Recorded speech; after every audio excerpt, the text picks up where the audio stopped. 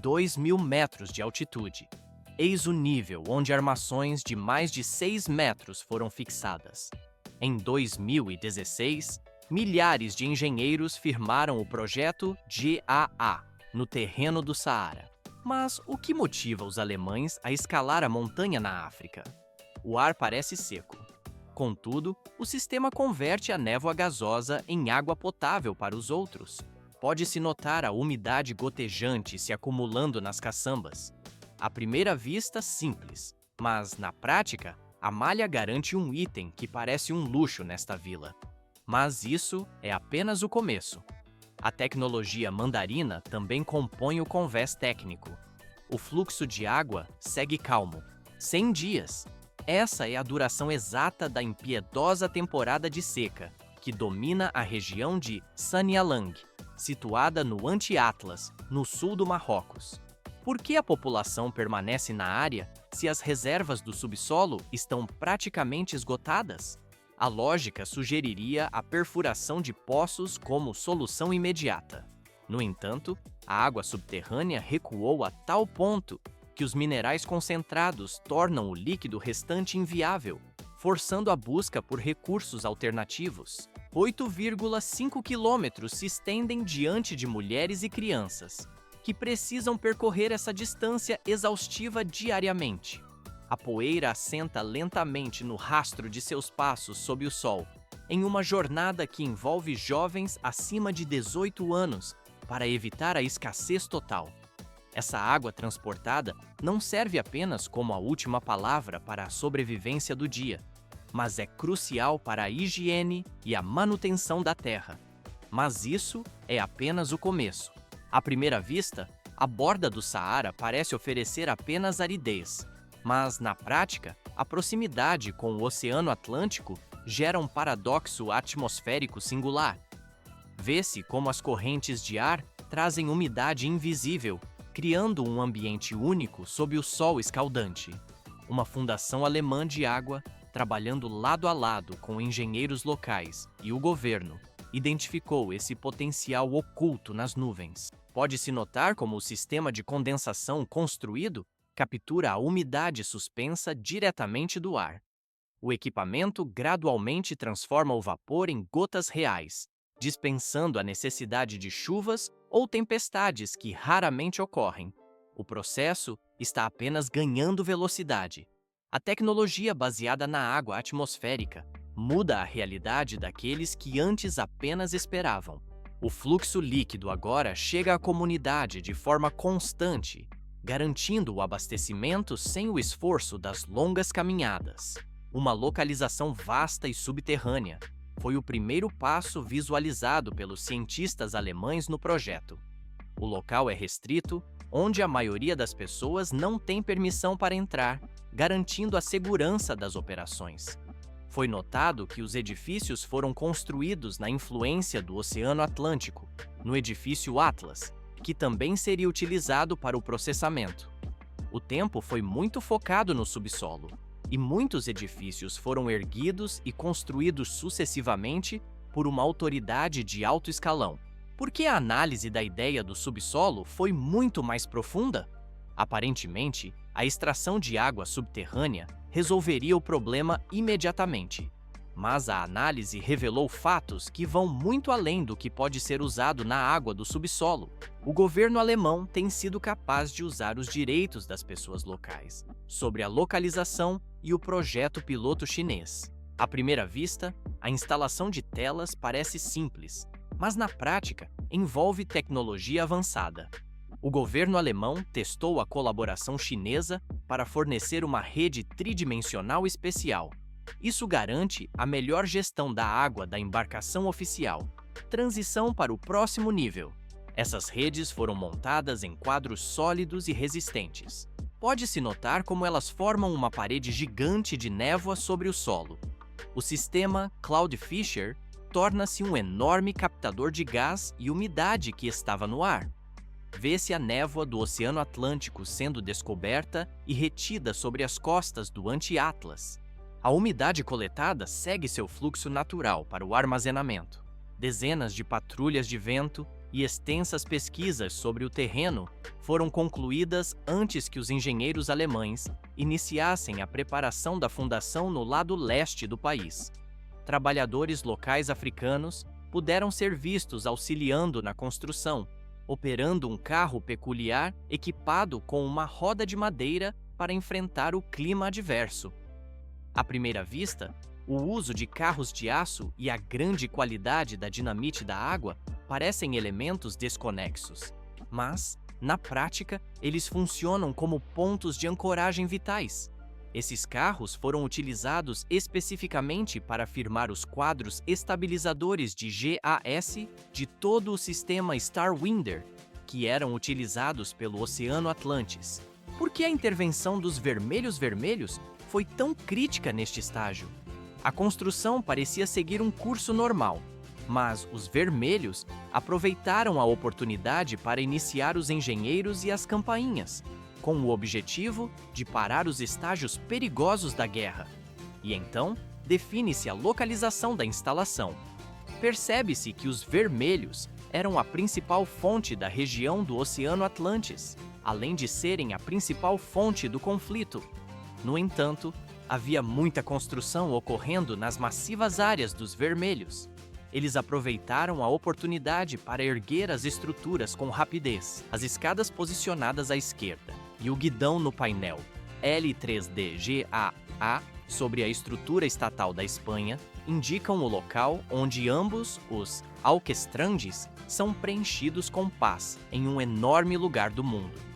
O sistema atual foi formado através de um 3DG de duplo atraso, composto por óleo de Napoleão negociado. Pode-se notar como este material é agora forte e resistente a uma corrosão extrema, suportando a temperatura intensa, tanto do dia quanto da noite. Os dois lados correm paralelos ao Cargestran, onde não há aberturas nos Estados Unidos, e os repelentes de mist estão situados no passado, como se estivessem em suas mãos. Quando o mist é liberado, o GUT pode ser visto transformando-se no LQD. É por essa razão que o mist é uma parte muito importante do show tecnológico. Fotos compostas do formador em V, alimentado por tecnologia, são colocadas e o drive-up é posicionado no ar, juntamente com a compra de aço do Dizzy Stave na estrutura Gas Frame. O edifício LQD foi construído com o propósito firme de garantir que todo o conteúdo dos gotejadores, ou dripples, seja mantido em segurança. Vê-se que no lado superior direito também existem mais árvores e vegetação densa. A floresta densa serve inteiramente para criar pontos de amarração naturais, garantindo que o grande nível da estrutura de gás não seja danificado e permaneça intacto sob ventos fortes. O ponto exato ainda sofre danos, de modo que a água fica posicionada logo no lado superior direito do solo. Mas isso é apenas o começo. A unidade de pesca de nuvens, conhecida como Cloud Fisher, é construída como uma estrutura modular desacompanhada. A potência do carro é gerada no próprio carro. Nenhum outro veículo ou máquina é necessário. O sistema opera sem eletricidade, sem pão, sem água externa e sem vento artificial. Este carro único faz precisamente o que a tecnologia mais cara do mundo faria em condições ideais. Perfeito para altas organizações, as ricas paredes brancas do poço ou a construção da donzela tornam-se impossíveis de executar. O vento é um pouco pesado demais nesta altitude. De um instante para outro, a rede na água é preenchida com vento, que se mostra um pouco pesado demais para estruturas comuns. A coisa principal por trás da nuvem está na força do vento, mas o processo não é perfeito. Quando o vento passa sobre os painéis de gás tridimensionais, as pequenas gotas de vento caem no ar. O ar frio flui e começa a subir lentamente. No primeiro instante, pequenas nuvens verdes são formadas, mas quanto mais goteja, mais gotejadores entram em ação. A captura do mar se repete incessantemente, puxando a umidade em um ciclo contínuo de coleta atmosférica.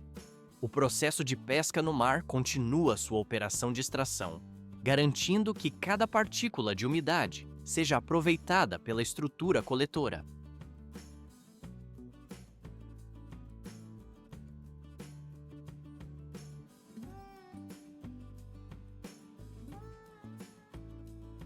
116 mil litros de água por dia.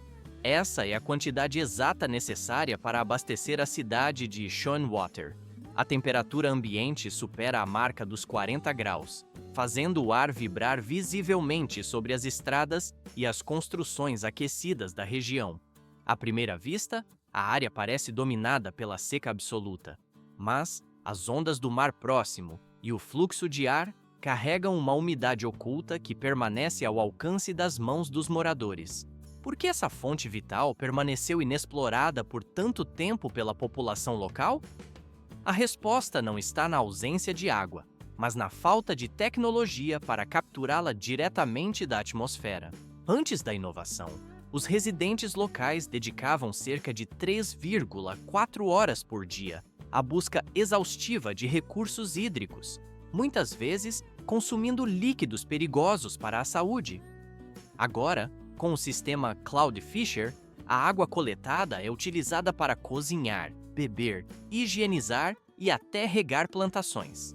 O processo transforma a neblina passageira em um recurso tangível, mudando a rotina de quem dependia de suprimentos manuais de qualidade duvidosa. Uma equipe alemã desenvolveu a engenharia por trás dessa solução, calculando os detalhes para bases hídricas privadas e públicas.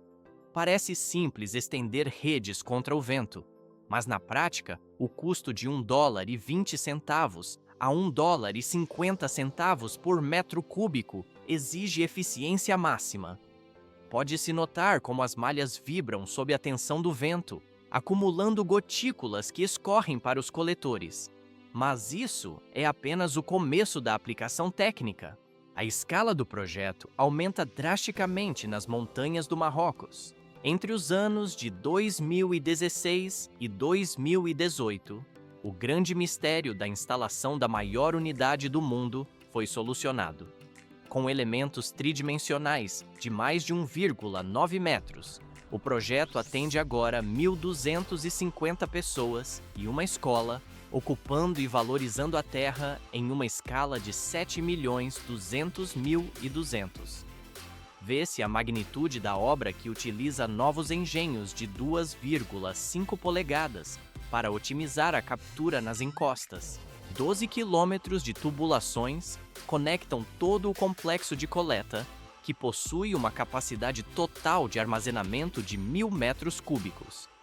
O engenho médio de 0,4 polegadas rende cerca de 22 litros de água, enquanto o sistema total gera mais de 6.300 litros de água por dia. O novo engenho de 10 polegadas atinge a marca de 1.000 polegadas por ano.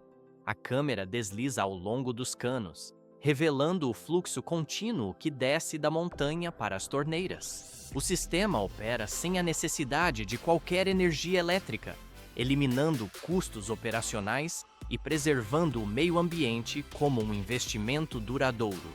A água chega aos reservatórios pronta para o uso, garantindo o futuro da comunidade. Mais de 80 dias por ano.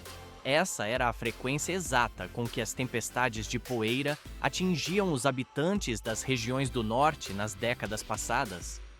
Nuvens maciças de partículas finas, originadas nos desertos de Gobi e Taklamakan, viajavam milhares de quilômetros até cobrir o céu de Pequim, bloqueando a luz solar. A exploração excessiva da terra e o pastoreio descontrolado removeram a vegetação natural, expondo o solo a uma erosão eólica implacável. Por que essa crise ambiental exigiu uma das maiores intervenções de engenharia da história moderna? A simples construção de barreiras de concreto seria inútil contra a escala continental das areias móveis.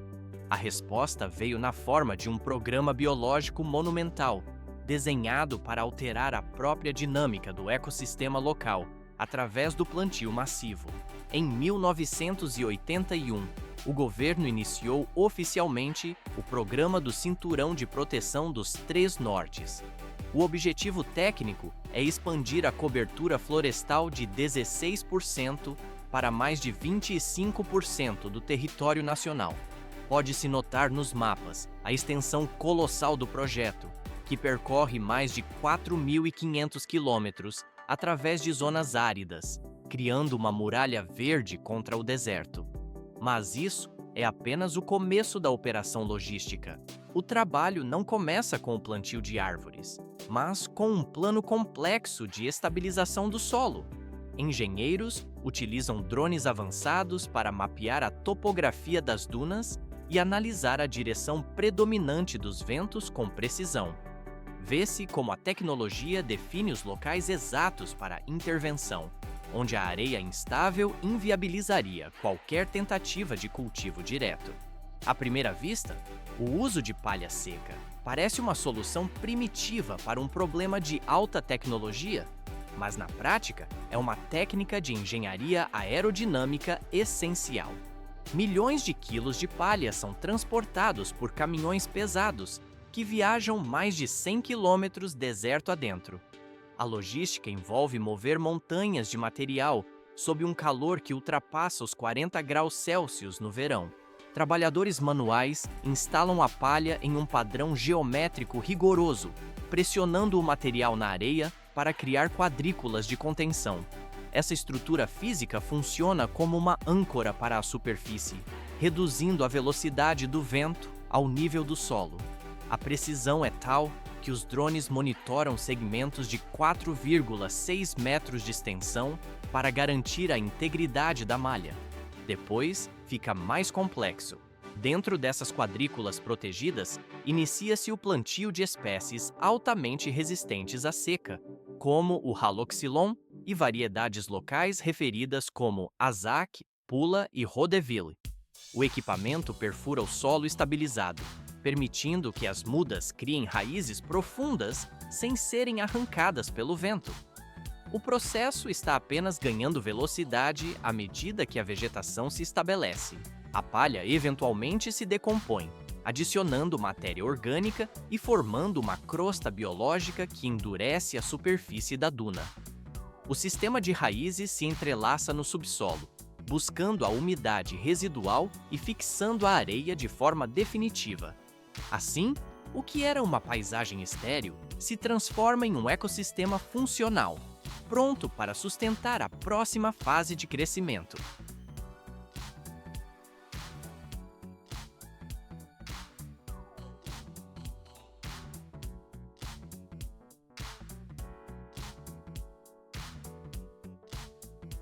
Uma tecnologia vinda da névoa de um planeta europeu ou de um ônibus na Wurstheim da Ásia define o futuro do mundo através da Terra. Porque tudo está ancorado no início do processo terrestre do herói de Wurstheim. À primeira vista parece simples, mas na prática é essencial encontrar essa origem.